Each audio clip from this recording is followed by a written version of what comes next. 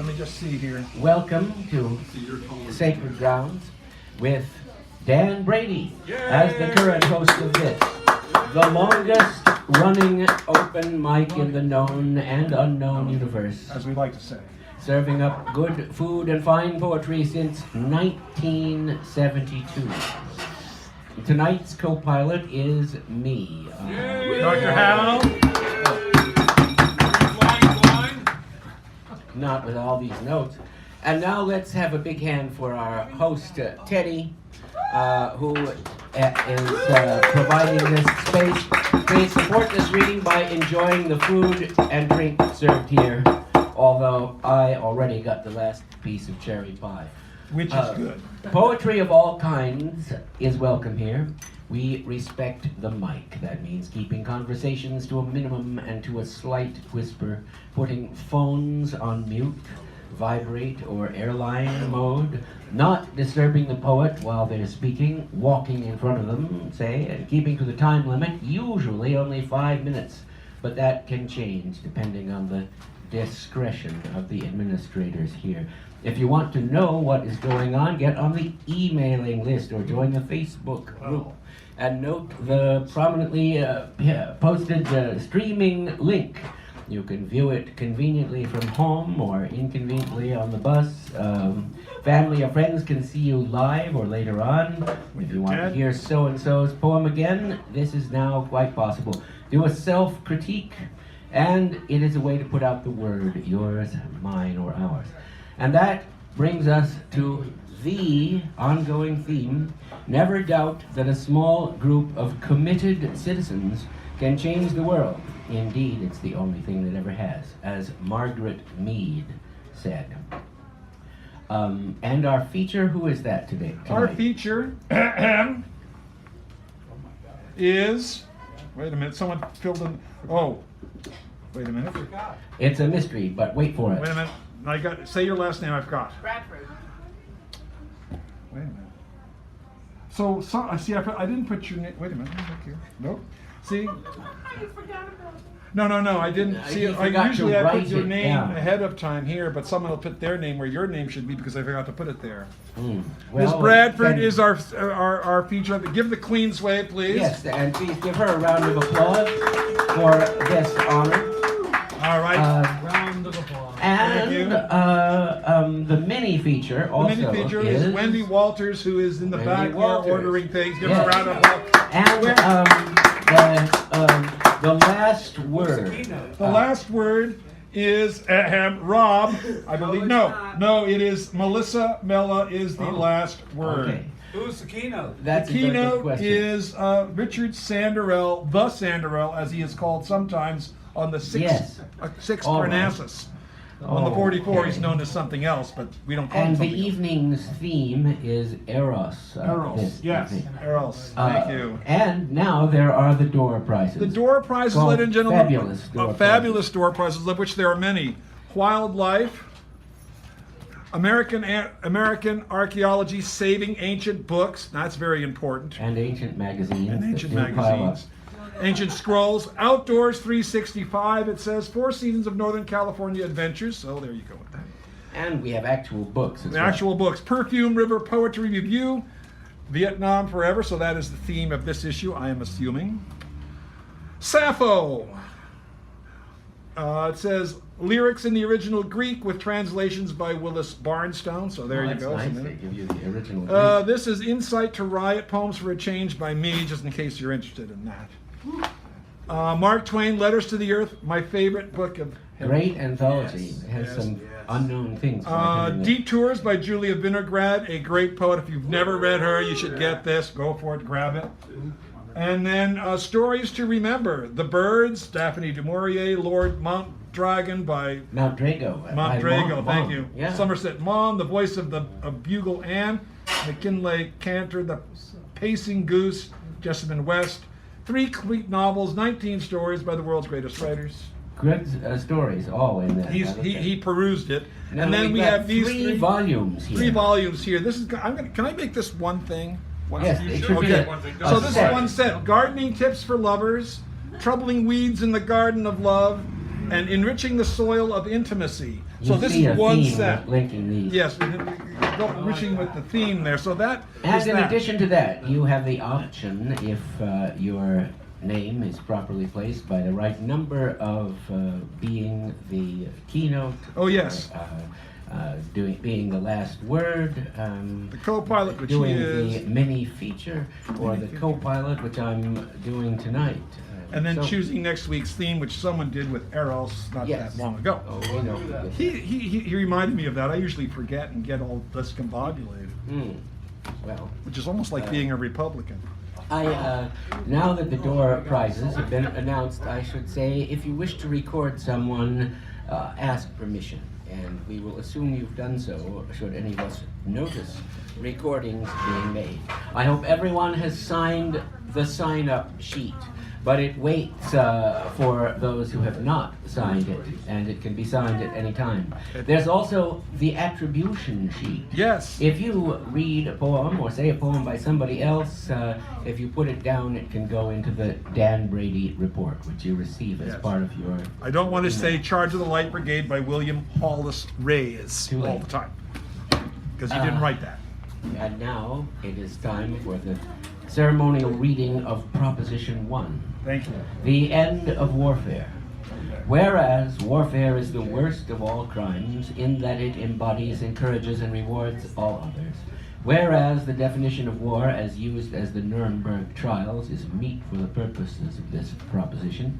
Therefore, we, the party of the first part, all citizens of any nation, all those who suffer from the effects and privations of war, who oppose it as a system, as a behavior, as a socially accepted institution, call for an end to war, cessation of all hostilities, the standing down of all military forces, and universal disarmament.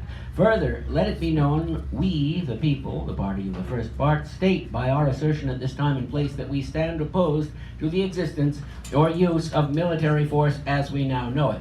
All those in favor of Proposition 1, please signify. Hello? All those opposed. And any abstentions?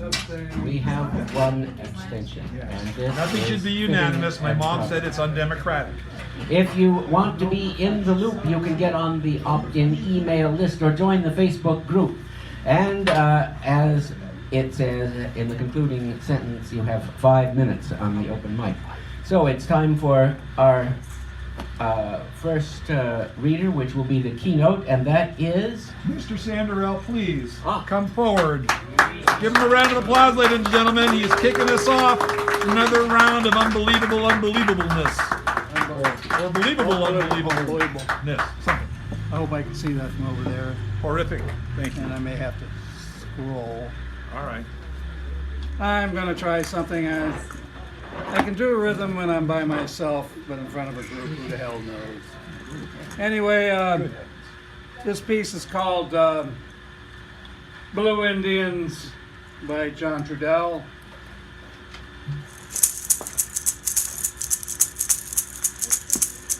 Lots of dreams are really... I'm not going to do this. I can't. Want me to do it for you? Yeah, go ahead. There, our resident musician. Give David some break. No, come on. Blow your own horn. No one else does it for you. If I had a piece of paper in my hand, I might be doing better, but all right. Blue Indians. Thoughts of dreams aren't really dreams. Escaping nothing, nothing escapes. Myth slayers undermine their own realities, feeding turbulence to souls, distortion screams, wearing away inside of hearts worn out, branded in prisons of fantasy and doubt.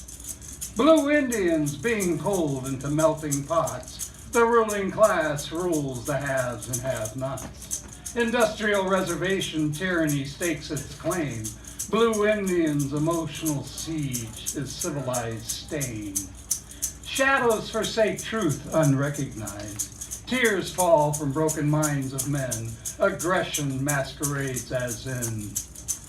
Winner takes all, a lie that lies. Illusions greed with respected sigh. Glory and gold lead a desperate chase. Blue Indians, melting pots, ruling class haves and has not. Stranded persons search for meaning. Story keepers run out of bandages. Histories washed in ritual blood.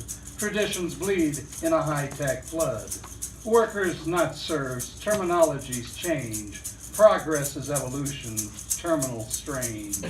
Blue Indians melting pots. Ruling class haves and have-nots. Blue Indians being pulled into melting pots. The ruling class rules the haves and have-nots. Industrial reservations tyranny stakes its claim. Blue Indians emotional siege is civilized stain. Tears fall from broken minds of men. Living carelessly a statement of its own. Bitter fruit emerges where bitter seed is sown. Economic chains all dressed out as reward. Gender, race, age, all edge in love and rage. Oppressor man, builder, keeper of the cage. Blue Indians, melting pots, ruling class, have and have-nots.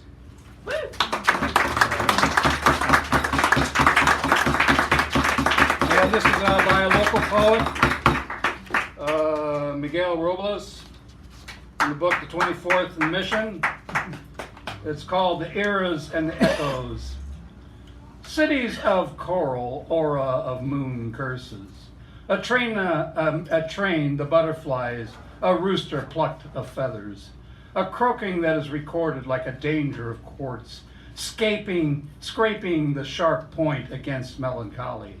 Diagrams of your chant drawn in the rain. A becoming that hurts like a cracked molar the size of a skull. Of salt the houses yield to the storm. They lose themselves in the furrows of the mud. The water dilutes them. My barrio is no longer visible. It is a torrent, a puddle. It is wet yesterday. The noise has ceased. The stars light up. The earth smells of footprints of absence whereabouts. What has become of the echo, so distant and so near, that has fenced in my steps, that has screwed my car under its gray cloud.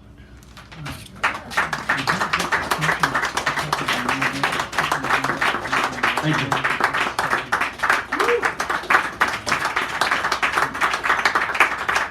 All right, and then we have, who's next there?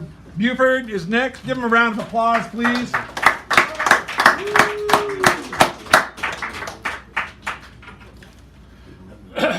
Routine.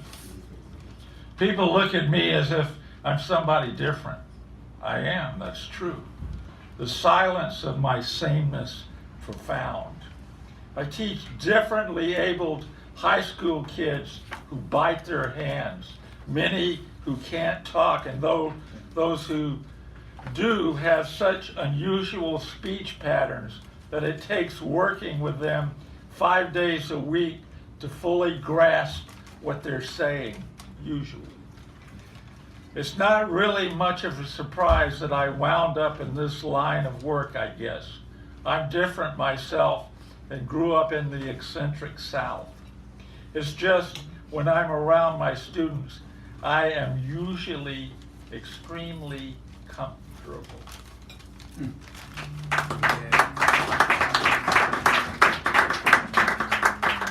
I never miss the Giants baseball games because there's a free section called the Knot Hole, and this was one of the most interesting people I've met there. She had on that Superwoman, actually Supergirl outfit, blue with the red cape. This was her second straight day in the AT&T Knot Hole, where we baseball fanatics gathered to watch the San Francisco Giants for free.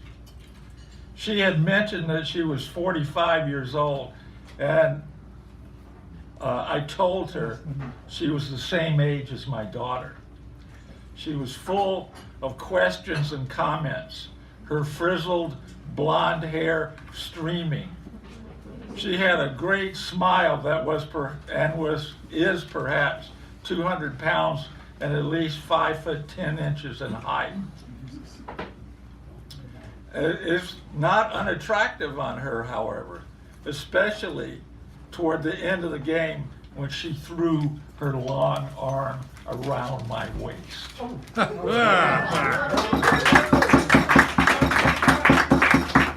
All right, so I want to let you know, as you can tell, it's a crowded house, so try to be good with your time. I'm going to read the next 5 open mic people, and I'm having things given to. Ooh, thank you. We have. Let me just read the next 5. We have Britt Peter, Henry Hitz, Hitz. Did I say it right? That's right.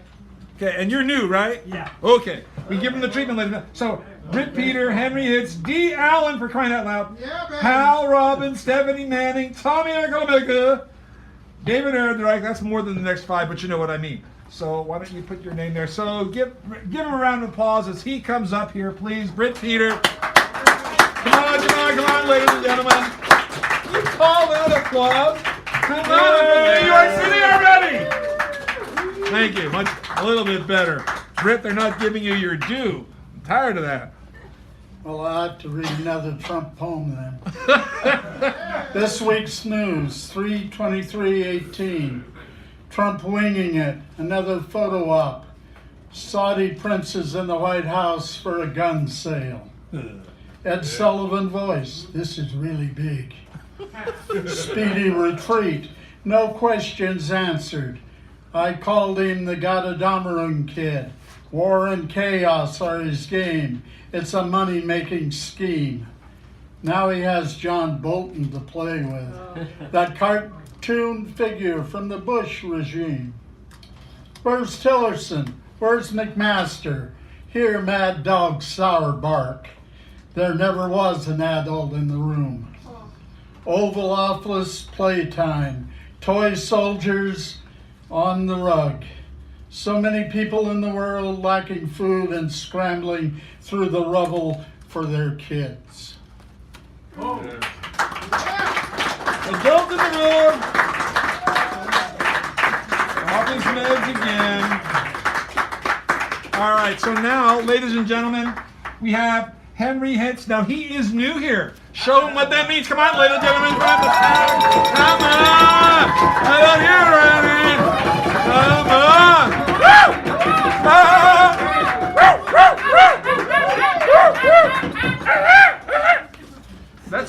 That's what the sound that a peacock makes. I thought it was a castrated monkey. Well, you know. Judging by appearances. All right, you're on, my friend. Reading from my novel Supremacy. A lot of times when I smoke weed, I can get these profound visions in the light of day that are just silly. But this one stuck. What if we're looking in the wrong place for the old higher power? What if he or she or it isn't big at all, but the smallest thing you could imagine? Like a hydrogen atom. Maybe the single hydrogen atom really started off the universe off. So on some peculiar level of fiction, I got in touch with this singularity, the first atom. I was the first hydrogen atom, at least in this universe. There were just a few charges floating around in nothingness. My dad was a plus, my mom a minus. Or the other way around. There's a fundamental equality in the universe of us hydrogen atoms. So there I was, something new. I didn't know where I was, or who I was, or what I was doing there, kind of like I think you humans feel most days. I knew only that I was. There was something else, though. There was an energy that came from my parents. In those days of precious little matter, a sense of incompleteness, a desire, as it were, a yearning. There was no time yet, not even a yet. I created that later, so I don't know how long I waited, but I sensed that deep in my minimal gravity that there was another one of us somewhere. There was no space or distance or precious little, I don't know. So I don't know how it happened, but at some point there were 2 of us. We felt awkward at first, both of us, I think. We were the same, after all, identical. A couple of eons, or maybe it was just seconds, before we even had the nerve to acknowledge each other's existence. But when our protons finally nodded, there was electricity between us. I suppose you could take that literally. For eons, or maybe seconds, we danced around each other, our negative rings simultaneously attracting and repelling us. We became inseparable. It made us both realize how lonely we had been. There was something weird about it, like falling in love with your image in the mirror, narcissistic and incestuous at the same time.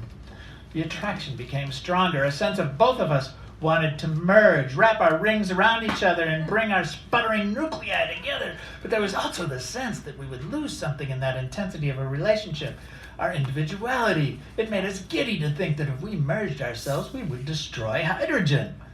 There were only a few of us, maybe only 2, and we were, by some standards, small. So we didn't do anything.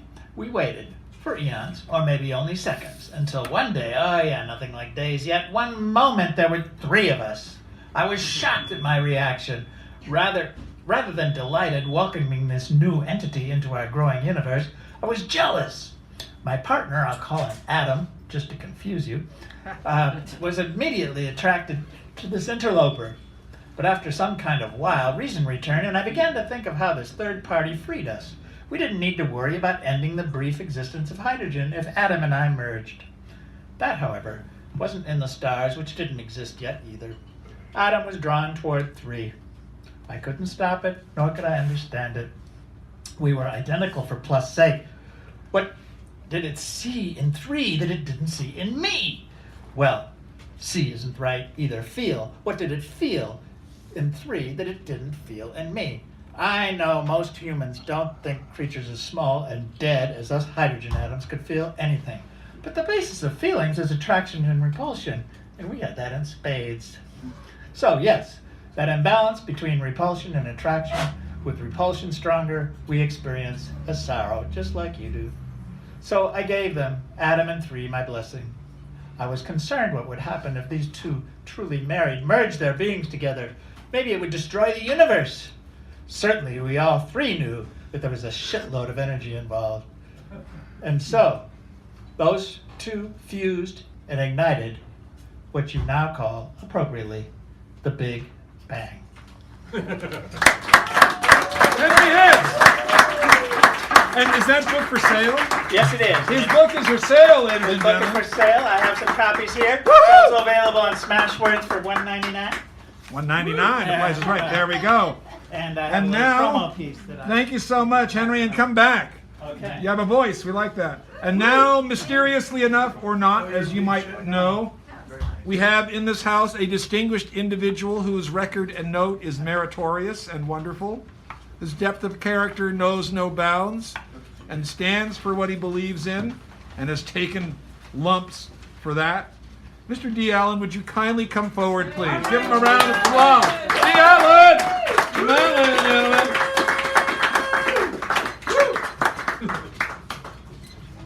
This one. 2 poems, one old, one new. First, the new one. In the spirit of Women's Month, this is a new one called The Way. My body felt a shudder run through it when I peeped the video footage on YouTube, how that Dodge Challenger with that Nazi driving plowed through the crowd and how life was taken from just one. And when she persisted, when she perished, solidarity's air shifted to tragedy's pall. I can only imagine her mother living out every parent's nightmare, getting the news. Heather Heyer wanted a world based on mutual respect for others, regardless of color. Her eyes won't see reality move toward her heartfelt wish. Charlottesville, Virginia. City says it grieves for Mrs. Bro's loss. The way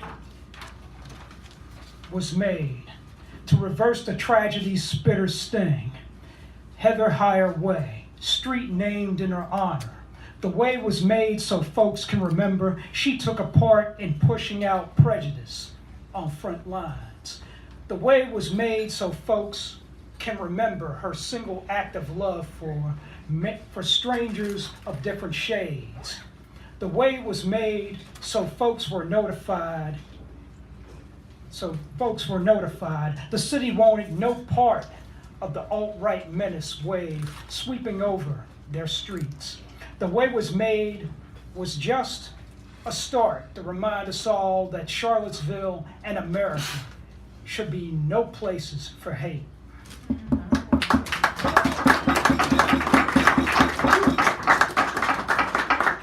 That was a new poem called The Way for Heather Heyer, 1985 to 2017, in the spirit of Women's Month.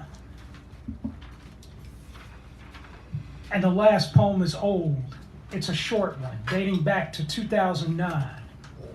For Jennifer Barone, this is called Chinese Apple. Full, round, organic little oddity, the color of blood, piques my interest when others pass it over. Holding it in one hand, firm, peeling away its layered hide with the other, tough. This unusual gift from Asia's orchards has no flesh, making it all the more unusual.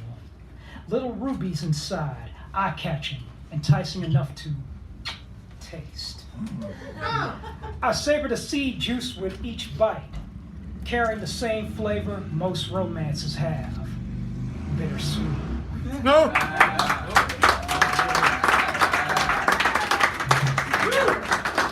That poem is called Chinese Apple for Jennifer Barone. That was Dee Allen. As you know, I got her. Hal Robbins is coming up now. Give this man a round of applause. Please, come on. Wake it up. Then we got Stephanie, Tommy, David, Richard, someone named Dan. He thought you probably read somebody else's poem. Oh, I thought it was somebody else's. I'm sorry. No, it's not. All right. All right. It's just, you know. Well, I'll write down that you honored her. It doesn't matter for you. All right. Some lyrics in keeping with the theme of Eros tonight, starting with Christopher Marlowe, some well-known lines from the tragical history of Dr. Faustus. Was this the face that launched 1,000 ships and burnt the topless towers of Ilium? Sweet Helen, make me immortal with a kiss. Her lips suck forth my soul. See where it flies. Come, Helen, come, give me my soul again, here where I dwell. For heaven is in these lips, and all is dross that is not Helena. I will be Paris, and for love of thee, instead of Troy, shall Württemberg be sacked, and I will combat with weak Menelaus, and wear his colors on my plumed crest. Yea, I shall wound Achilles in the heel, and then return to Helen for a kiss. Oh, thou art fairer than the evening air, clad in the beauty of 1,000 stars. Brighter art thou than flaming Jupiter when he appeared to hapless Semele, more lovely than the monarch of the skies in wanton Arethusa's azured arms, and none but thou shalt be my paramour.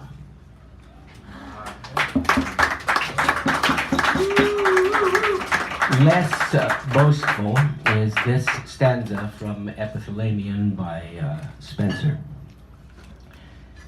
Tell me, ye merchants' daughters, did ye see so fair a creature in your town before? So sweet, so lovely, and so mild as she, adorned with beauty's grace and virtue's store, with goodly eyes like sapphires shining bright, her forehead ivory white, her cheek like apples which the sun hath ruddied, her lips like cherries charming men to bite, her breast like to a bowl of cream uncrudded, her paps like lilies budded, her snowy neck like to an ivory tower, and all her body like a palace fair, ascending up with many a stately stair to honor's seat and chastity's sweet bower. Why stand ye so, ye virgins, in amaze upon her so to gaze, whiles ye forget your former lay to sing, to which the woods did answer, and their echo ring? Oh, yeah, really tiny. So if you want to. Well, I'll do one other erotic lyric. This one is by Keats. Bright star, would I were steadfast as thou art, not in lone splendor hung aloft the night, but watching with eternal lids apart, like nature's patient, sleepless eremite, the moving waters at their priest-like task of pure ablution round earth's human shores, or gazing on the new soft fallen mask of snow upon the mountains and the moors. No, yet still steadfast, still unchangeable, pillowed upon my fair love's ripening breast, to feel forever its soft swell and fall, awake forever with a sweet unrest, still to hear her tender taken breath, and so live ever, or else swoon to death. Now, Robin! And now our sometime host who takes my place and does a wonderful job of that, Stephanie Manning, who also is the host of The Promenade, first Saturday every month at The Promenade. Just so you know. You know. It's coming up April 7th, yeah. And last month we had Indigo Moore as the feature, great poet. He's the poet laureate of Sacramento. So I have a chronicle featured in here in their poetry columns. I'm going to read his poem. It's called Never Let You Go, to Paul Robeson. Let me see. Paul wakes in a Moscow bathroom, pinching a razor blade. It took 8 years to tear free of McCarthy's grip, wrench his passport out the hyena's jaws. Paul's travel bug rouses, reckless, ravenous. He's scheduled to meet with Castro. Then back to join Malcolm X and King in a divine trio. Chances are the blood curling into the grout, filling tiny riverbeds of tile, is his own. The slits in his arms well and throb like storm creaks. His eyes pan and zoom, shaky in their recall. There was a surprise party. Guests poured through the keyhole, drowning the room. An oil canvas of Stalin, jitterbugs on a hook. Cho eto takoke, and his world dissolved into panic. Years later, he's still untangling with spiderwebs from his blood. Deus Ex Machina is a mercurial cure. He missed Cuba and the Bay of Pigs, but his brain is filled with sand. Was it a spook that pumped 54 electric seizures into his brain in a London psych ward? Soon every open door is an ambush, every window likely death. Why martyr a man when you can bury him in fear? Stephanie Manning! See her about The Promenade.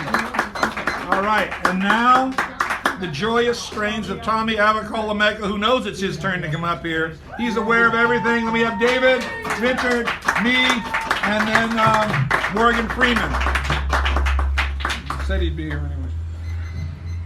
Young Mexican madre rushing across South Van Ness in San Francisco's Mission District, holding on to a small child whose small legs can barely keep up with her in the afternoon heat.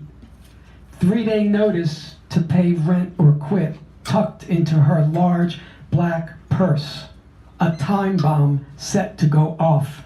Rushing from office to office, pleading for someone, anyone, to help her detonate it. My Italian madre racing down 10th Street in South Philly, late mortgage payment shoved in her bag, dragging my sister and me in the relentless August sun that, like the bank, showed no mercy. The little money Papa made stretched thin like dough, rolled and rolled into nothingness. 2 women separated by 5 decades and 3,000 miles suddenly blur into one.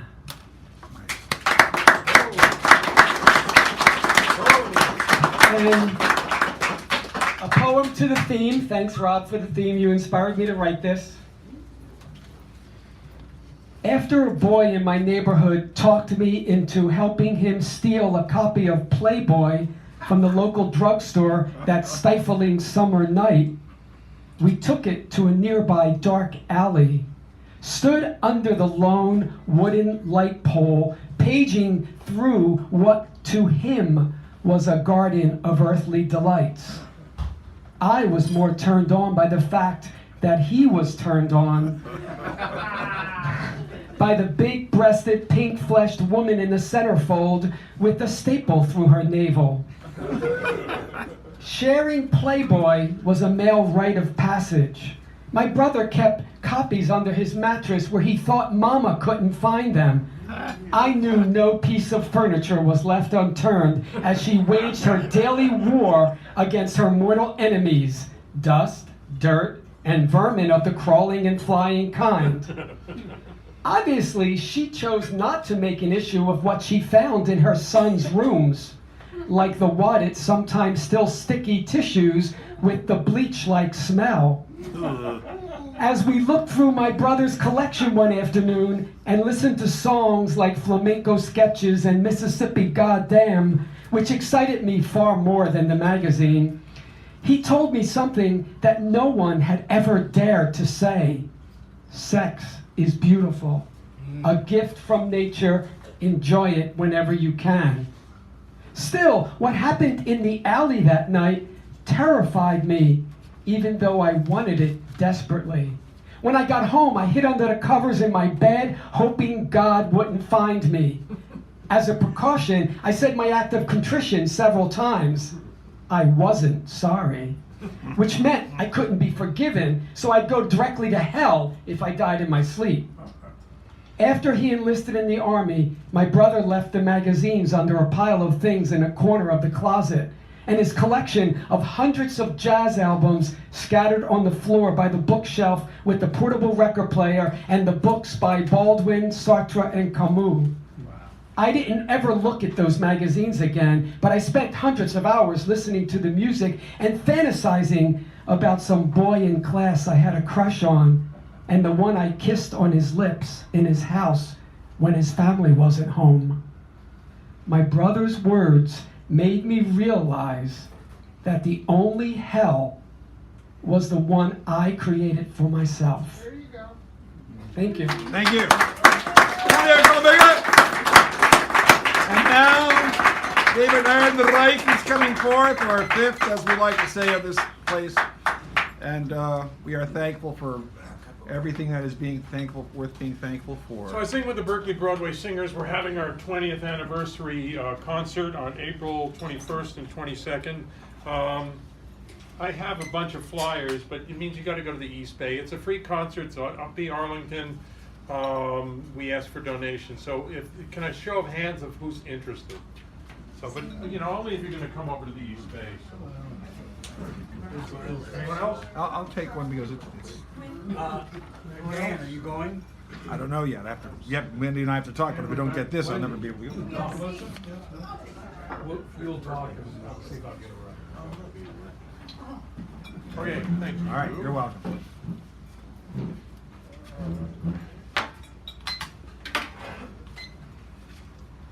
So I didn't know what the theme is, but this is as close as I can get to it. Do you want to raise your mic to you?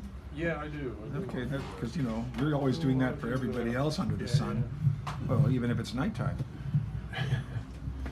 Okay. There we go.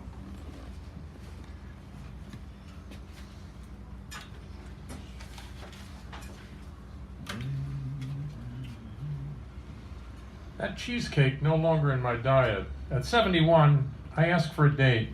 I'm not on her menu. Alone and lonely, sometimes blur, sometimes separate. It takes a while for the liquid to stop sloshing in that glass. I print the number 2 in two distinct shapes, the old way and the precise way, mortal and immortal, living day to day in a way that makes sense. I haven't forgotten how to juggle, but I seek balance. It's not just that I have hearing loss. More and more I prefer the quiet. Chanterelle talks through my eyes. A small ripple peeking through dead leaf, bramble, moss, soil, seeking the seasonal splashways. I clean with a small paring knife and tweezers that come to a point. I present her to the world through the grocery store or the restaurant. naked, revealed in all her splendor, flower of the forest floor, no chlorophyll, a dryad you can get your tongue around, gills, frills, thrills, sun capture, dance without movement, interstice between oak and hazelnut. Dot, dot, dot. Haiku. At 17, she slowly takes her time, chanterelle, sweet forest belle. Okay.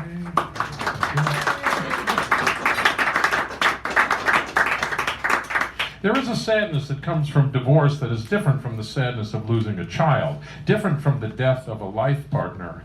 It is the inability to step into another's shoe, dismay in February at the breaking of trust, a heart shot and bleeding again around Valentine's Day. Like Humpty Dumpty or a crumpled flat of matzah, return to an unbroken peace is not possible. The three strands of fate have frayed, one breaks free, intimacy has been kicked to the curb, drains to the bay, disappears in the ocean, undistinguishable once it waves goodbye. Oh yes, concern is still there, ill feeling has passed, the psyche scars. Real healing means accepting the failure as my own. Coming to terms with spending the rest of my life without an intimate partner, accepting the fact that sexuality has passed me by, and that I am still in love with the spirit of the world.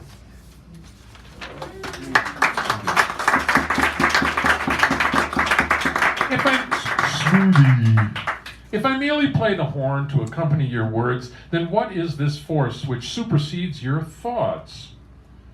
It is the lens arcing through the lens in front of it, the light behind the light. It is the growl of the engine, cog of cognition, gear shift, transmission, blinker changing direction.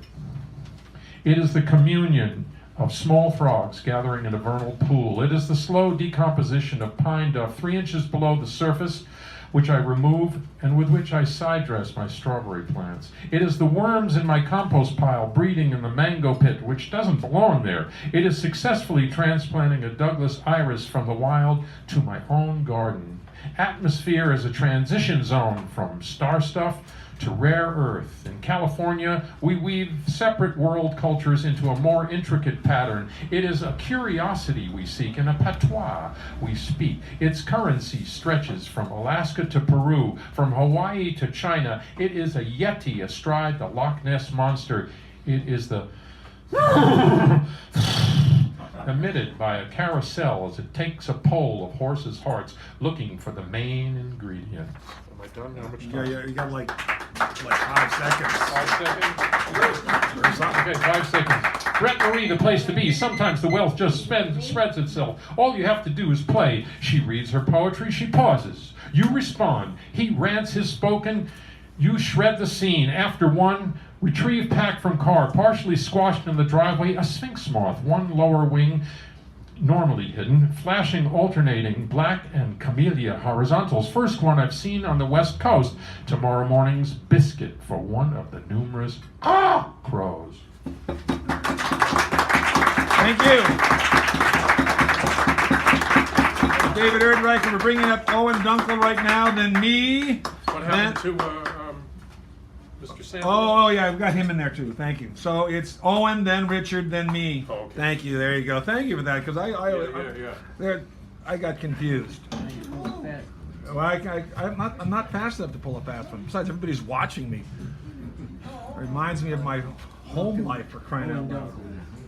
Yes, Owen Dunkel, then Richard, then me, then our feature, then Melissa will kick it off, and then Rob. That's how it's going to be. We got Rob. So you got everything organized. Don't do this at home. Do it here. Yeah.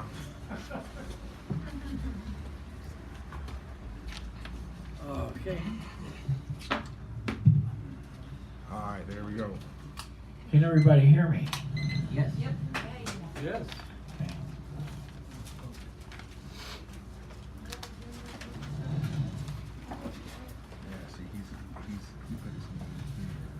Sonnet upon the library. Upon the Great Hope literary lives, I clambered aboard the 21, lands my newfound sombrero in my hands. Fits just right, it gives me some, my head believes, of the days gone by of the grand ball, of the Spanish Dons, a band of riotous caballeros, a buzzing hive of serious angels galloping around the narrow paths of California ribbons. Dirt paths into highways, billboards abound. The defining sagebrush like old galleons, the wraith-like mesquite, burial ground of the gaunt skeletons of stallions.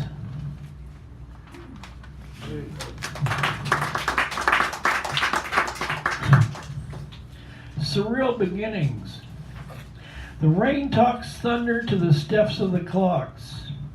Parrots hearken like teacups. Teardrops take showers with hiccups. Roses shout like unsophisticated windowsills. Poets jeer their careful judgment to the mangled cloud. Ladies get tattooed in a bell tower. Sandstorms talk politics in a ship. Whamp, whamp, whamp, say the choirs of illusion. Hitler sang to a beer hall.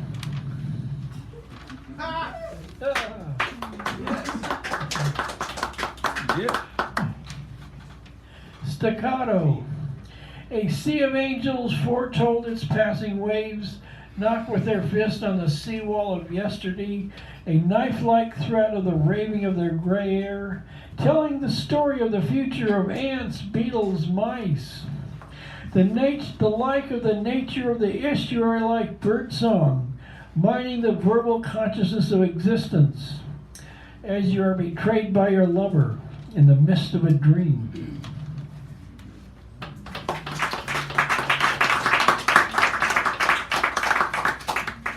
Like a metaphor, I am searching for in midnight, I am searching for a poet, I am searching for a poem, I am searching for a meaning in the agony of the pleading of the voice of all your voices.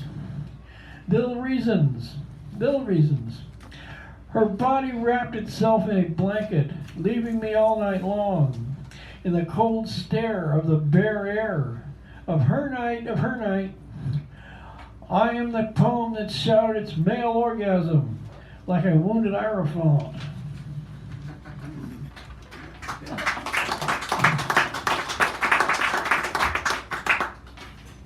To the sweetie sophisticates and loudmouths, pentameter breaks rocks on the ocean, lines that enjam, and who is enjoying their languorous sentences? People sipping martinis in strange silence on the rocks overlooking the Caribbean, or the men alone on the moon with their sentences and their caesuras of green cheese. Like a child being swung on a playground, I'm an eternal stranger among the imps, nymphs, the Calvinism of impalas and chihuahuas.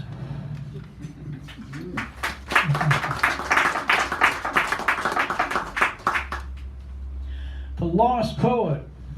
Waves walk and talk and sparkle and stumble, their praise of the sand as horses race to meet the dawning sea, disguised as a young, never-changing radical pronoun. Hold me death. Thank you, Mr. Owen. Give me a round, please. Thank you very much. Owen Dunkel. And now, as threatened, Richard Sandrell's coming back. He was the keynote, and the keynote always comes back to read in the open, so welcome him back. And then future things will be coming, unfolding as we watch. And David Erdreich's going to join me on a couple of pieces here. We'll be close to the mic, you know. Because we can.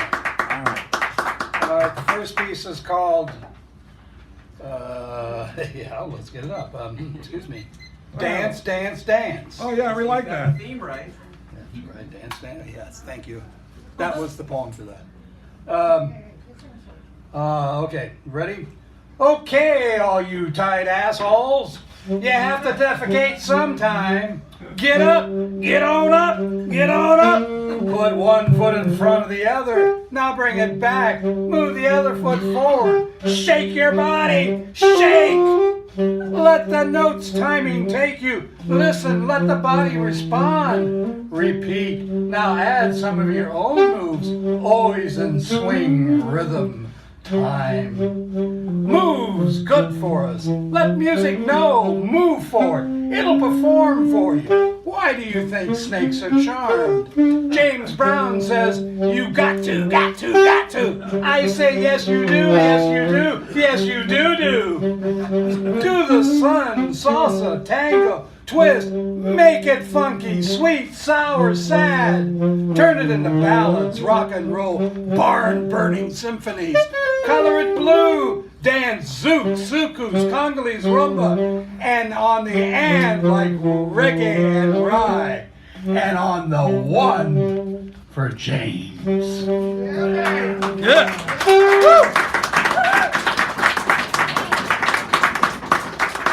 My language is stolen, music reigns.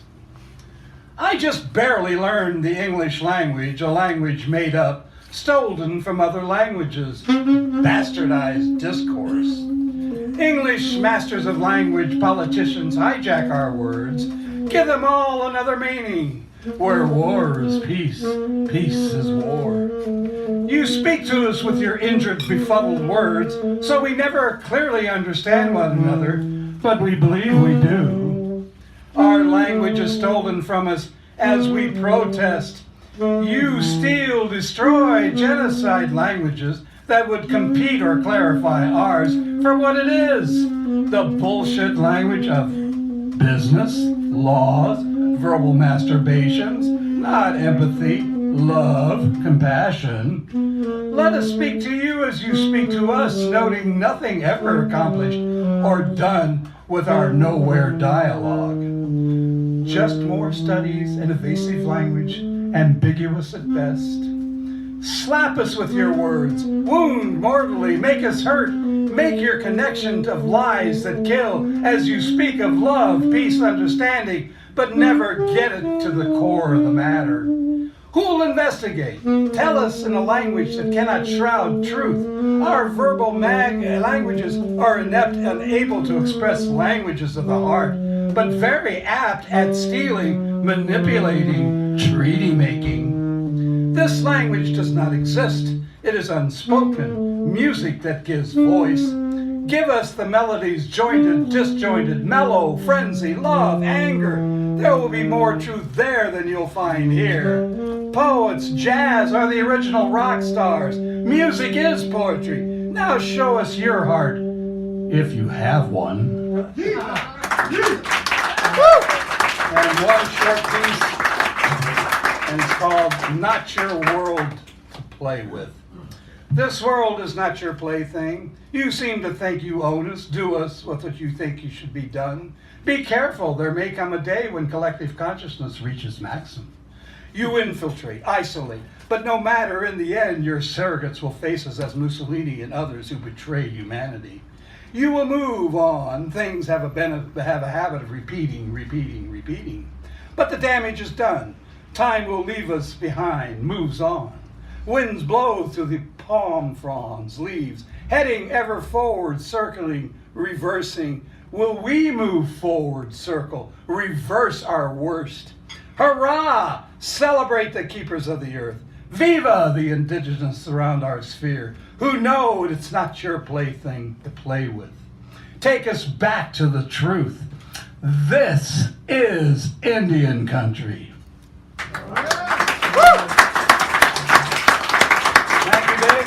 Thank you.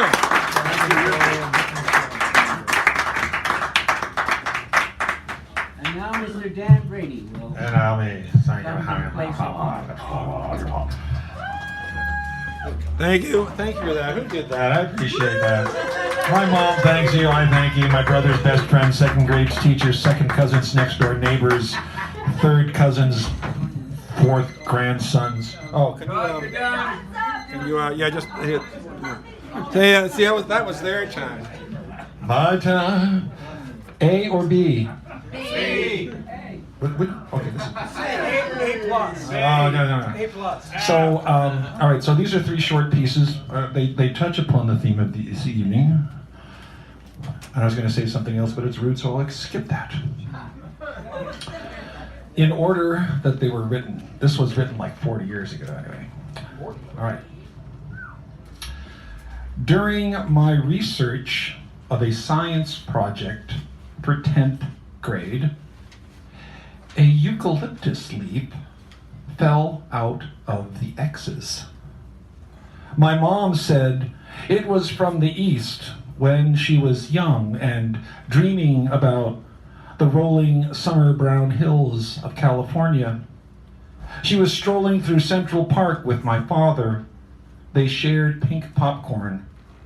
Walking past the duck pond on a blue and white day, she said that she remembered a little boy who pushed a boat out onto the water and was alarmed when it did not come back to him, so smooth the way it sailed, the breeze and the ripples at its bow, how they faded away. She was young, and the wind-blush autumn of New York City was on her face. Her heart was adrift in the clouds, through the sky, in her mind.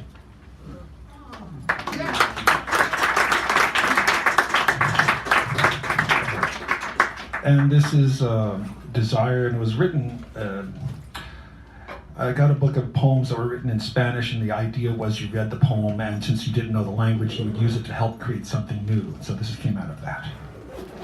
I don't know what the translation actually was, but this is a process piece. Desire. Out on the veranda, it is quiet. The cool breeze greets my face. The crying and talking are hidden away. This is a big house. Its white adobe walls cool now. The wind touches the trees. I look out over the houses. A guitar is somewhere splendidly. My lips say these words, dead. She is dead. Her white hair will dry and fall to dust. I want to go out, away to the mountains. The illusions of memory, the colors of festival, the daily work and dinners ending in talks disappear. I look out to remember the seabirds calling as the sky closes over the ocean. I taste the salt on my lips. I remove my mother's black gloves from my pocket. The crumpled lace blooms in my palm. I cup them to my face. Their scent of Sundays. It takes me years and years to answer someone calling my name.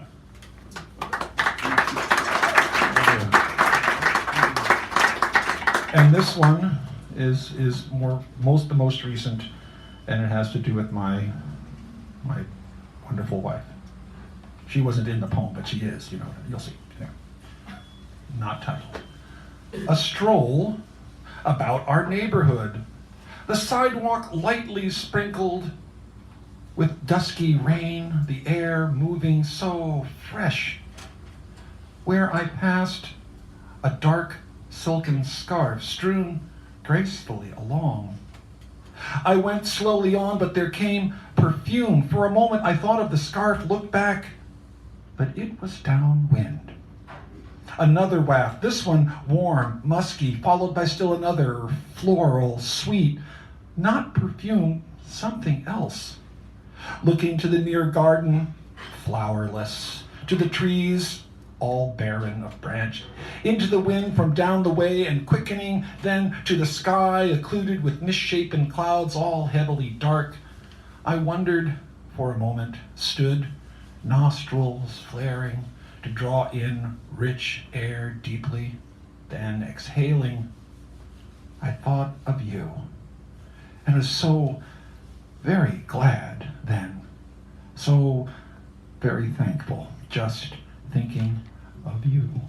Thank you. Now, is that the next, the feature, isn't it? Okay. Oh, I got to introduce the feature. Melissa first? No, she comes after the break. Okay, so let me just